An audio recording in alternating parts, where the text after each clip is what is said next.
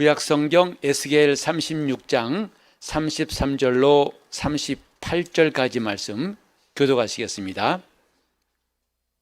나 주 여호와가 말하노라. 내가 너희를 모든 죄악에서 정결케 하는 날에 성읍들의 사람이 거접하게 되며 황폐한 것이 건축되게 할 것인즉, 전에는 지나가는 자의 눈에 황무하게 보이던 그 황무한 땅이 장차 기경이 될지라. 사람이 이르기를 이 땅이 황무하더니 이제는 에덴 동산 같이 되었고 황량하고 적막하고 무너진 성읍들의 성벽과 거민이 있다 하리니, 너희 사면에 남은 이방 사람이나 황무한 자리에 심은 줄 알리라. 나 여호와가 말하였으니 이루리라. 나 주 여호와가 말하노라. 그래도 이스라엘 족속이 이와 같이 자기들에게 이루어 주기를 내게 구하여야 할지라. 내가 그들의 인수로 양떼같이 많아지게 하되 제사드릴 양떼 곧 예루살렘 정한 절기의 양떼같이 황폐한 성읍에 사람의 때로 채우리라. 그러한즉 그들이 나를 여호와인 줄 알리라 하셨느니라. 아멘. 우리가 구약 성경을 본문으로 읽을 때가 많지 않은데, 에스겔 선지자의 글도 이제 우리에게 또 오늘 특별한 메시지를 주시기 때문에 함께 읽었습니다. 에스겔 예언서는 70년 동안 바벨론 포로 생활 중에서 암담하고 절망적인 생활 가운데 사는 이스라엘에게 미래의 소망을 주시는 말씀입니다. 아마 이스라엘이 애굽에서 살던 걸 제외한다면 가장 곤고한 날들, 그리고 앞이 안 보이는 캄캄한 시기를, 어둠의 시기를 지날 때가 바벨론 포로 시대였다고 생각합니다. 그들은 하나님께서 우리를 버렸다고 생각할 수밖에 없고, 또 그렇게 화려한 성전도 무너지고 예루살렘 성벽도 다 회파되고 사람들은 다 산산조각 사방으로 뿔뿔이 흩어지고, 그 다음에 이제 눈에 보이는 환경은 오늘 이 본문에 나온 것처럼 황무하고 황량하고 뭐 하나 온전한 것이 없는 시기를 살고 있었습니다. 그것도 대부분의 이스라엘 사람들은 지금 고향 땅이 아니라 저 멀리 바벨론 땅에 잡혀와서 종으로, 노예로 살던 시기입니다. 그러니 이전에 다윗 왕조 때 그렇게 힘있고 즐겁고 풍성하고 감사한 그런 시절이 아니라 완전히 뒤집어진, 정말 뭐 하나 붙잡을 것이 없고 또 소망 둘 것이 없는 그 시대에 하나님께서 아니다, 내가 너희에게 장차 소망을 주겠다 하신 말씀이 에스겔서예요. 에스겔이란 이름 뜻은 하나님이 강하게 하신다는 뜻입니다. 하나님이 연단하신다, 이런 뜻이 있어요. 그 선지자의 이름과 함께 그가 전한 메시지도 포로기에서 가장 나약하고 무능한 이스라엘을 강하게 하시고 회복해 하시는 역사를 이어냈던 것이 에스겔서예요. 그래서 거룩한 하나님 백성으로 연단받는 이스라엘 백성들의 입장을 드러내주는 것이 또한 에스겔 선지자의 그 이름이라고 할 수 있습니다. 자, 이제 포로기 선지자로서 에스겔도 함께 바벨론에 있었거든요. 이제 그는 추방된 백성들에게 완전하고 최종적인 하나님이 회복을 제시하고 이것을 가지고 위로받기를 하나님이 원하셨어요. 그래서 이 34장에 보면은 새로운 목자가 나타날 것이다 하는 예언이 있고, 이 본장 36장에서는 전반부 15절까지는 곧 하나님이 이제 이스라엘의 땅을 회복하실 것이다. 그 땅을, 전쟁터 폐허된 그 땅을 하나님이 다시 회복하실 것이라는 말씀과 16절 이하 오늘 읽은 말씀까지는 그 나라의 백성들을 회복하실 것이다, 이 말씀으로 되어 있습니다. 오늘 우리가 사는 세상은 지금 이스라엘이 70년 동안 바벨론 포로 생활하는 것과 별반 다르지 않다 생각합니다. 도처에서 사람들이 절망하고 좌절하고 낙심하고 이 힘든 터널이 언제 끝날지 모르는, 들려오는 소식마다 우리를 무겁게 하고 낙심하게 만들고 장래에 희망 가지기가 어려운 시기에 우리는 살고 있습니다. 지금 우리 삶을 돌아보면서 뭐 하나 이게 참 좋다 하는 것이 찾기 어려운 때 아닙니까? 그럴 때에 여기저기서 그나마 가졌던 믿음을 놓고서 흔들리는 사람들과 이미 신앙을 떠난 사람들도 적지 않을 겁니다. 이런 시기에 우리는 하나님께서 하신 메시지가 얼마나 중요한가를 생각해 보고 싶습니다. 여러분, 요한계시록을 보면은 대부분 사람들이 요한계시록의 말씀은 어렵다, 그리고 뭔가 두려워합니다. 그 말씀을 읽기도 해설하기도 두려워합니다. 왜냐하면 거기는 대부분 4장부터 18장까지는 대부분 상징으로 되어 있어요. 짐승이라든지 그 형용한 내용도 보면은 정말 이해가 잘 안 갈 만큼 상징으로 되어 있고, 또 한 가지는 요한계시록 그러면 퍼뜩 떠오른 말이 심판이에요. 최후의 심판이라고만 알고 있기 때문에 요한계시록의 말씀을 때로는 잘못 오해할 때가 많습니다. 물론 요한계시록에도 하나님의 심판, 음녀의 심판부터 나중에 거짓 선지자와 적그리스도와 마침내 마귀까지 유황불에 떨어지는, 그리고 안 믿는 자도 역시 그런 형벌을 받게 되는 것이 나와 있습니다만은, 요한계시록의 주된 주제는 뭐냐면 위로와 소망이에요. 그 요한계시록이 쓰여질 때가 뭐냐면 로마의 황제 중에서 아주 가장 핍박이 심한 때, 여기저기에서 사다밥에 순교하고 또 불에 태워 죽임을 당하고 목배임을 당하고, 정말 믿음을 갖는다는 것이 얼마나 힘든 시기라고 할 수 없을 만큼 그렇게 무척 고통스러운 시기를 지나는 성도들에게 소망을 주고 그 다음에 그들의 믿음을 격려하며 위로하는 말씀이 요한계시록입니다. 하나님의 심판이 끝이 아니라, 그게 주제가 아니라 심판과 함께 하나님은 놀라운 약속을 하시는데, 그게 뭐냐면 요한계시록 21장 1절에 나와 있어요. 내가 보니 또 새 하늘과 새 땅이 있더라 했어요. 이것은 창세기 1장에 태초에 하나님이 하늘과 땅을 창조하신 것과 대비가 됩니다. 하나님께서 천지를 창조하셔서 행하신 일들의 마지막은 심판이 아니라 이제 새 하늘과 새 땅을 준비하시고 그곳에 들어갈 자들을 하나님이 부르시고 우리는 그곳을 바라본다고 성경에 나와 있어요. 따라서 오늘 이 말씀은 이렇게 생각부터 답답하고 끝이 안 보이는 우리 삶 자체가 앞으로 내 남은 삶이 얼마인지 모르지만 어찌 될지 모르는 막막하고 답답한 우리 삶 가운데 너무나 중요한 신앙의 메시지가 담겨 있습니다. 하나님께서 하실 일이 뭐냐 하면 그냥 두지 않겠다. 너희를 괴롭힌 바벨론은 내가 반드시 형벌할 것이고 너희는 때가 되면은 다시 돌아올 것이다. 그리고 하나님은 놀라운 회복을 말씀하셨는데, 사실 이때 대부분 사람들은요 막막한 현실만 생각했지 하나님이 70년이 되면은 다시 그들을 돌아오게 하신다는 말씀은 기억도 안 했어요. 워낙 괴롭고 힘드니까 하나님이 선지자 예레미야를 통해서 분명히 바벨론에 잡혀간 다음에 70년 만에 돌아올 것이다 말씀했건만 그건 다 귓전이었죠. 오늘 우리도 너무나 삶이 힘들다 보면은 하나님 말씀은 귓전으로 스쳐버리고 그냥 내 생각대로 할 때가 참 많지 않습니까? 이스라엘 사람도 예외가 아니었어요.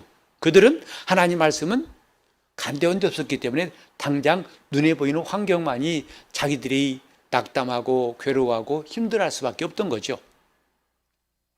그런데 하나님이 하신 말씀은 내가 너희를 이전에는 황무했던 황량했던 그곳에 다시 성읍이 세워지고 사람들이 양떼보다 더 많아지게 되고 거기가 살아나게 될 것이고 반드시 회복할 것이다. 그러니까 이런 말씀이 요한계시록과 함께 도처에 성경에 있는 걸 발견할 수 있어요. 하나님께서 노아의 홍수를 내리실 때에도 그 심판이 끝이 아니었죠. 그 심판하는 와중에 하나님이 노아와 그의 식구 8명을 구원하시더라. 하나님의 구원의 메시지가 거기서 빠져버리면 노아의 홍수에 대해서 잘못 오해할 수 있어요. 불신앙을 심판하셨으나 의로운 사람 노아의 가정은 구원의 방주에서 그들을 살게 하셨더라. 항상 성경 말씀은 이런 패턴으로 되어 있습니다. 그래서 우리는 하나님 말씀을 열심히 상반기 동안에 읽었지요. 벌써 신약 성경은 다 읽었어요. 한 번 읽고 두 번째 읽지 않습니까? 그리고 구약 성경도 지금 진도대로 한다면 연말에가 다 끝날 것 같아요. 저는 굉장히 기뻐요. 왜냐하면 아마 우리 모두가 신앙생활 하면서 이렇게 한 해 동안에 성경을 일독했던 기억이 그리 많지 않았던 것 같아요. 특히 반년도 안 돼 가지고 신약을 읽었다. 이건 정말 우리 삶 돌이켜볼 때에 손꼽을 수 있는 사건 아니겠습니까? 그런데 이 성경을 읽다 보면은 때로는 그런 마음 들죠. 야, 이거 어려운 말들이 어떻고 또 제사 드리는 방법이 어떻고 양이 몇 마리고 소가 몇 마리고 이걸 다 읽어야 되나? 또 이 지파 몇 사람 저 지파 몇 사람 누가 제사장 이름이 뭐고 그 읽을 때 보면 얼른 건너뛰고 싶고 그것 때문에 그만 읽고 싶을 때도 있어요. 그런데 또 한 가지는 읽자마자 잊어버리니까 참 이거 읽어서 뭐하나 싶은 마음도 생길 거예요. 자, 그럼에도 불구하고 우리가 성경을 읽는 이유가 뭔가? 우린 그렇게 할 때예요. 나도 모르는 사이에 하나님의 말씀이 들어와요. 그 은혜가 임하게 되고 하나님이 기뻐하신 뜻과 내가 가까워지게 돼요. 하나님의 마음을 가지게 돼요. 성경 읽다 보니까 아, 저 사람 내가 미워하고 원망했었는데 용서해야겠구나 하는 마음이 생기고 또 불평했던 마음이 아, 하나님께 감사해야 되겠구나 하는 마음이 생기고 그리고 하나님은 과연 살아계시구나. 이 성경만큼 하나님이 살아계신 것을 역동적으로 강력하게 느끼게 하는 말씀이 또 있겠는가 싶어서 성경 읽는 것이 얼마나 좋은지 유익은 다 수를 셀 수 없는데 그 가운데 하나가 뭐냐 하면 이 성경 읽다 보면은 하나님의 계획을 알게 돼요. 하나님이 장차 어떻게 할 것을 우리에게 말씀하신다 이 말이죠. 다른 말로 하면 하나님의 생각을 알게 돼요. 여러분 재밌지 않습니까? 우리가 무엇이길래 하나님의 생각을 알 수 있을까요? 성경을 읽을 때에 우리는 하나님의 생각을 알게 돼요. 노아 당시에도 하나님의 생각을 갖지 않은 사람들이 다 멸망했지만은 그때 하나님과 함께 동행했던 사람들은 노아의 가족뿐만 아니라 에녹도 그렇고 전부 다 하나님과 뜻을 같이 한 사람들이 성경에 나와 있더라 이 말이죠. 이 시대에도 우리가 하나님의 생각을 알 수 있고 얻을 수 있는 길이 뭐냐면 성경이에요. 이 성경은 하나님이 하시는 일들을 볼 수 있다 이 말이죠. 이 본문에도 에스겔 선지자를 통해서 하나님이 이스라엘을 어떻게 단련하셨고 이 70년이 불행한 시간 지우고 싶었던 흑역사가 아니라 하나님이 우리를 단련시키는 기간이었구나. 그래 우리에게는 소망이 있구나 하는 것을 에스겔이 부지런히 예언했던 거죠.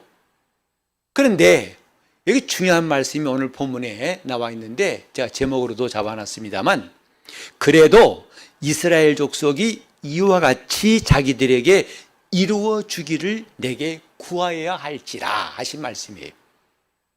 다시 말하면 하나님이 이렇게 절망에 빠져 있고 소망이 없는 그들에게 아니야 그건 너희 생각대로 되는 게 아니고 이렇게 나는 놀라운 계획이 있어 이렇게 할 거야 이렇게 알게 하셨고 하나님이 이루려고 하실지라도 그럼 너희들은 아 그렇구나 아멘 할렐루야 하고 찬송만 하고 있을 것이 아니고 뒷짐지고 있을 것이 아니라 할 일이 있다. 뭐냐?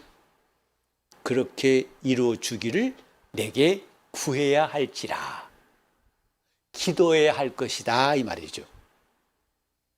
사실 이런 말씀들은요 다른 성경에도 있어요. 우리 한번 같이 읽어볼까요? 자, 역대상 17장 23절로 25절을 읽겠습니다.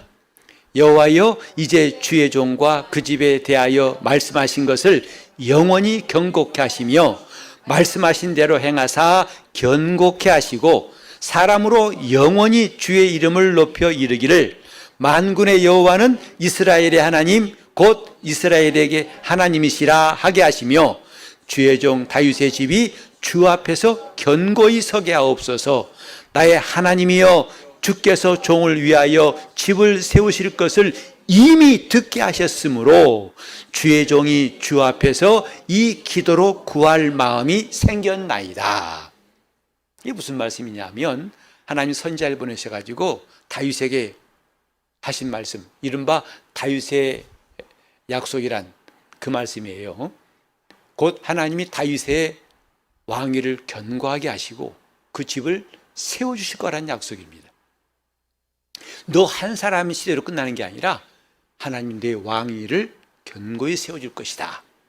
그 집을 세워줄 것이라는 약속의 말씀들을 쭉 선지자가 말하니까 다윗이 듣고 아멘 할렐루야 감사합니다 하고 끝난 게 아니라 그는 성전으로 뛰어갔어요.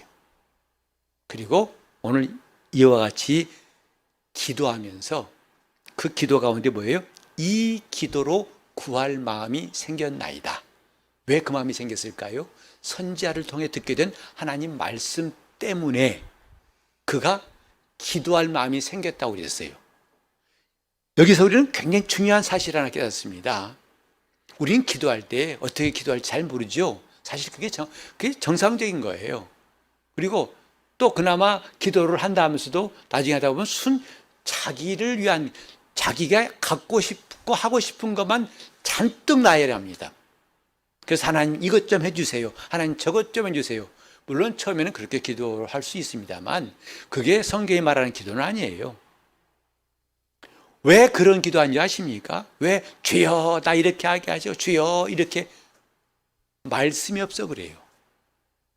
다윗은 지금 기도가 시작된, 기도할 마음이 생긴 이유가 뭐라고 하고 있냐면 선지자를 통해서 하나님 말씀을 듣게 되었기 때문이다 그랬어요. 그 말씀을 듣고 보니 내가 기도하지 않고는 안 되겠습니다 라고 한 것이 바로 역대상 17장의 말씀이거든요. 이건 참 중요한 신앙의 원리예요. 말씀이 있어야 기도할 수 있어요. 그게 정상적인 기도. 말씀이 없이 기도하는 것은요, 기독교뿐만 아니라 저 이방 종교에는 흔해 터졌어요. 기도는 우리만 하는 게 아니죠. 이방 종교도 기도 많이 합니다. 그러나 그들은 뭐가 없어요? 말씀이 없어요. 다만 자기 마음의 소원만 가지고 그걸 이루어달라고 신에게 구하는 것입니다. 우리 기도는 다른 게 아니에요. 먼저 뭐가 있어야 한다고요? 말씀이 있어야 돼요. 다윗은 하나님이 자기에게 하신 말씀을 듣고서 기도할 마음이 생겼나이다 그랬어요. 우리가 이렇게 기도한다면 우리는 정말 주님이 기뻐하시는 사람 될 수 있습니다. 말씀을 듣고 기도하는 거예요. 그 말씀 붙잡고 기도하는 거예요. 그 말씀이 나로 하여금 기도할 마음이 생기게 하는 것이 아주 정상적인 신앙인이다 이 말이죠. 우리는 그렇지도 않고 그냥 하나님 나 좀 뭐 좀 필요한데요, 혹은 그 막연한 기도도 답답할 뿐만 아니라 자기 생각으로 꽉 차서 그걸 쏟아붓는 것이 1시간, 2시간 쏟아붓는 것이 충만한 기도라고 하는 것도 참 답답한 일이에요. 그건 이방인도 하는 기도라 이 말이지요. 우리 기도는 하나님 말씀을 가지고 하는 겁니다. 그래서 우리 신앙생활에도 말씀이 절대 필요한 것처럼 또한 기도도 절대 필요한 것은 말씀과 기도는 나눌 수 없는 하나이기 때문에 그래요.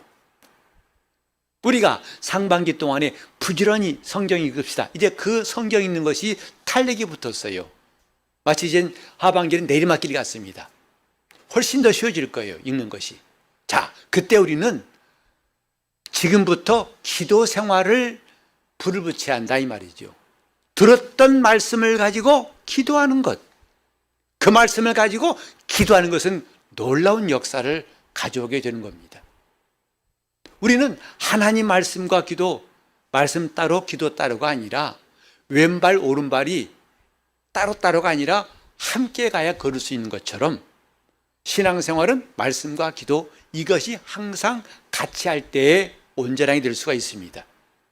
그래서 저는 참 이 말씀이 아주 전부터 와닿았어요. 기도로 구할 마음이 생겼나이다. 여러분, 언제 기도할 마음이 생기십니까? 대개 보면은 갑자기 어려울 때, 힘 안 들 때는 기도 안 해요. 집에 문제 생기면 그때야 주야 하고 기도하죠. 우리는 어려운 일이 생겼을 때 기도해야 한다는 것은 예수를 안 믿는 사람은 그렇게 한다 이 말이죠. 그러나 하나님을 섬기는 사람은 다르다 이 말이죠. 언제 기도할 마음이 생긴다고요? 말씀을 들을 때에 기도할 마음이 생겼나이다. 오 주님, 이 말씀이 너무 좋지만 나는 그냥 즐기고 감상만 할 것이 아니라 기도하겠습니다. 이대로 이루어 주시옵소서. 이 말씀대로 이루어지사이다. 여러분, 아멘이란 말도 뭐냐면 그 말씀대로 되어지이다 이 말이에요. 진실로, 그건 진실로 이 말. 진실로 그렇게 되기 원합니다. 이게 아멘이죠. 하나님 앞에서 우리는 이런 신앙의 자세가 아주 무너지지 않는 기본이 돼야 됩니다. 하나님의 말씀을 듣고 그 말씀을 가지고 기도할 마음이 생길 때 기도하는 것. 자, 우리 한번 또 마태복음 7장 7절을 보시면 8절까지 보시면 같이 읽겠습니다. 구하라 그러면 너희에게 주실 것이요 찾으라 그러면 찾을 것이요 문을 두드리라 그러면 너희에게 열릴 것이니 구하는 이마다 얻을 것이요 찾는 이가 찾을 것이요 두드리는 이에게 열릴 것이니라. 정말 이 말씀은요 이렇게만 해도 기분 좋지 않습니까? 와, 구하라 주실 것이요 찾으라, 이 만사 형통입니다. 그래서 이 말씀 들으면요 찬송도 있잖아요. 하면 너무 기분 좋아요. 세상에 주님 이러면 고민이 없겠습니다. 구하라 주실 것이요 찾으라 찾을 것이요. 마치 이 말씀을 요술 방맹이처럼 생각하면 안 된다 이 말이죠. 금 나와라 뚝딱, 도깨비 방망이처럼 뭔가 두드리면 뭐가 나올 것처럼 이런 식으로 이 말씀을 읽으면 크게 오해한 겁니다. 이렇게 될 줄 알고 해봤더니 안 되거든요. 그러니까 굉장히 마음에 낙심이 오는 겁니다. 하나님 말씀에 대해서 확신이 안 생기는 거죠. 아, 구했더니 안 되네. 왜 그럴까요? 이건 지금 우리가 오늘 상고하는 말씀과 아주 밀접한 관계에 있다 생각합니다. 다시 말해서 구할 때에 내가 원하는데 내가 필요한 거 구하면 이대로 된다는 보장이 없어요. 하나님께서 약속하신 말씀을 가지고 기도한 사람에게는 구하는 그가 얻을 것이고 찾는 자는 다 찾을 것이고 또 문을 두드리는 자는 다 열릴 것이다. 하나님의 형통은 우리가 예수 안에 있을 때에 형통한 것이지 예수 안에 있든 밖에 있든 형통한 것은 아니라 이 말이에요. 하나님 말씀 앞에서 우리가 정말 기억해야 할 것은, 이 말씀을 오해하지 말아야 할 것은, 하나님 말씀을 가지지 않고 기도한다면 이 말씀은 맞질 않아요. 이루어지질 않아요. 그래서 수십 년 동안 기도했더니 안 된다고. 왠지 아십니까? 그건 자기가 잘못 구한 거예요. 내가 마치 하나님을 자판기 마냥, ATM 마냥 돈 나와라 뚝딱 돈 나오고 이렇게 생각하니까 자기는 크게 오해한 거지요. 하나님을 굉장히 오해한 겁니다. 그 다음에 오해한 다음에 영적인 방황이 시작되고 그 다음에 그 방황 끝에는 정말 끔찍한 일이 생길 수 있습니다. 다 시작이 뭐냐? 하나님에 대한 오해 때문에 그런 것이다 이 말이죠. 여기 구하라 주실 것이요. 맞습니다. 뭘 구하라는 것인데 그리고 잠깐 또 우리 야고보서 4장 2절 보면 또 분명히 알게 되죠. 4장 2절 같이 읽습니다. 너희가 욕심을 내어도 얻지 못하고 살인하며 시기하여도 능히 취하지 못하나니 너희가 다투고 싸우는도다. 너희가 얻지 못하면 구하지 아니하며. 여기 보면요 우리 모습이 정난하게 들어가 있어요. 사람들이 얻고자 하는 방법이 뭐냐? 뭐죠? 욕심을 내는 겁니다. 욕심을 내어도 욕심이 이루어지나요? 욕심을 내어도 얻지 못하고 또 자기가 얻고자 하는 일이 뭐죠? 살인하며 시기하여 또 다투고 싸운다 이 말이죠. 세상은 이렇게 하라고 가르쳐요. 상대방을 무너뜨려야 네 것 된다. 그래서 보이시피싱에서 그 고생해서 벌어놓은 돈을 막 순간에 빼내가고, 그걸 또 잘했다고 그들은 파티하겠죠? 이것은 얻는 게 아니다 이 말이죠. 얻는 방법이 달라요.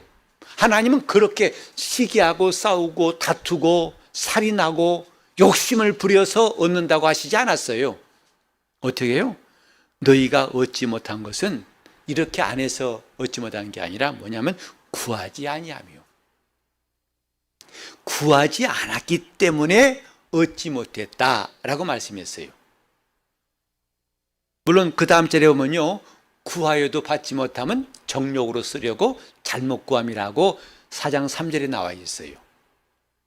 좀 우리가 신앙생활할 때 욕심, 그래서 하나님 앞에서도 욕심을 가지고 일할 때도 많습니다.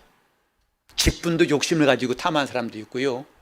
그러나 욕심으로 구하면 그것은 결코 그 다음에 결말이 안 좋아요. 반드시 그건 후유증이 있습니다. 어떤 사람은 전도도 욕심으로 한 사람이 있어요. 전도왕 되려고. 그것은 반드시 후유증이 남게 되어 있어요. 하나님 말씀을 제쳐두고 우리가 이렇게 저지르는 일들이 얼마나 많은가. 그래놓고 안 되고 깨지고 터진 다음에 주님, 난 너무 아파요. 왜 나를 버리셨나이까. 이건 정말 말이 앞뒤가 안 맞는 거지요. 누가 그렇게 하라고 했습니까? 자기가 그렇게 해놓고 하나님 앞에 탓한다 이 말이죠. 하나님이 우리에게 이미 답을 알려주셨어요. 우리가 먼저 알 것은 하나님의 생각이에요. 하나님이 우리에게 하신 말씀, 하나님의 계획이 먼저 있어서 그것이 나로 기도하게 하는 것이다 이 말이에요. 빌립보서 2장 13절에 이런 말씀이 있습니다. 2장 13절에 너희 안에서 행하신 이는 하나님이시니 자기의 기쁘신 뜻을 따라 너희로 소원을 두고 행하게 하시나니 그랬어요. 하나님이 정말 우리 안에서 소원을 심어두시고 그 소원을 이루게 하신다는 거예요. 그러니까 내가 가진 소원을 이루신 게 아니라 하나님의 기쁘신 뜻대로 우리에게 소원을 두고 행하신다 했어요. 이게 성도들이 이방인과 다른 점이에요. 우리는 맹목적으로 기도 시간을 많이 늘리는 것도 중요하지만은 그것보다 더 중요한 것은 알고 기도해야 됩니다. 우리가 늘 말하지만 방향을 정하고 열심히 가야지 잘못된 방향 가면 차라리 안 가면 못하는 거지요. 우리가 지금 하나님께서 이렇게 말씀하신 것을 제쳐두고서 내 멋대로 내리다름질하면 그건 돌아오기가 더 어렵습니다. 하나님 앞에서 우리가 필요한 것은 뭐냐면 그 말씀이 나로 기도할 마음이 생기게 하는 거예요. 하나님 이렇게 하시겠다고 이스라엘에 약속했지만 그래도 하나님 원하신 것은 내게 구하여야 할지니라. 그것을 이루어 주기를 이루신 분은 하나님이세요. 우리 보고 이루란 말하지 않았어요. 이루어 주기를 원하신 분은 이루어 주기를 내게 구해야 할지니라. 그래 기도가 필요한 겁니다. 오늘 저와 여러분이 많은 경우에 하나님을 오해하고 있어요. 그래서 오해하다 보니까 마치 신앙생활을 아까 말한 것처럼 금나와라 뚝딱 요행처럼 여긴 일도 많습니다.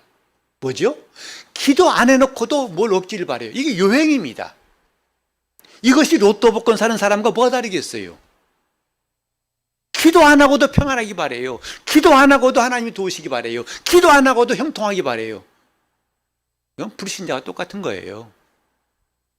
신앙은요, 우리는 거저갑던 하셔야 됩니다. 신앙생활에 있어서 영적인 일은 거저가 없어요. 그래서 성경에 보면은 물론 우리가 구원받는 것은 하나님의 은혜입니다. 구원받는 것은 우리의 노력이 수고가 들어갈 여지가 하나도 없어요. 그러나 구원받은 성도가 신앙생활할 때에 거절하는 것은 하나도 없어요. 바울 사도가 갈라디아 6장 8절에 말씀했잖아요. 누구든지 육체를 위하여 심는 자는 육체로부터 썩어진 것을 거두고 성령을 위해 심는 자는 성령으로부터 영생을 거두리라 했어요. 심는 대로 거두리라 말씀했어요. 심지도 않고 나길 바란다는 것은 말이 안 되지 않습니까? 기도는 심는 거예요. 그걸 심어서 거두는 것은 하나님 보시기에 너무 당연한 이치고 이 신앙의 기본입니다.